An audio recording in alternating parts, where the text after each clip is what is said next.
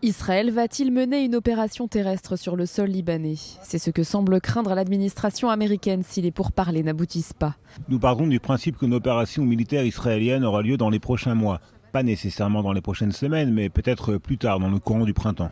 L'administration Biden mène toujours des discussions parallèles avec des responsables israéliens et libanais pour tenter de créer une zone tampon de plusieurs kilomètres de large au sud Liban, et ainsi retarder une potentielle opération terrestre israélienne. La situation à la frontière nord d'Israël est particulièrement tendue depuis le 8 octobre avec des attaques presque quotidiennes du Hezbollah sur les localités israéliennes, ce qui a nécessité l'évacuation de 80 000 Israéliens habitant à la frontière nord. En riposte, Tsahal frappe des infrastructures terroristes et élimine des responsables du Hezbollah. Israël a prévenu que si aucune solution diplomatique n'était trouvée pour repousser l'organisation terroriste à plusieurs kilomètres de la frontière, Israël agirait militairement. Ces derniers jours, Israël a d'ailleurs intensifié ses frappes aériennes côté libanais.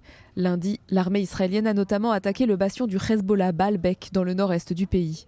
Dans une déclaration à CNN, l'ambassade d'Israël à Washington a indiqué qu'Israël ne reviendrait pas au statu quo d'avant-guerre, dans lequel le Hezbollah représentait une menace militaire directe et immédiate pour sa sécurité le long de la frontière israélo-libanaise. Pendant que les pourparlers se poursuivent pour tenter d'aboutir à une trêve à Gaza, le ministre israélien de la Défense a prévenu. Tsahal continuera à frapper le Hezbollah jusqu'à son retrait complet et le retour des habitants du nord chez eux.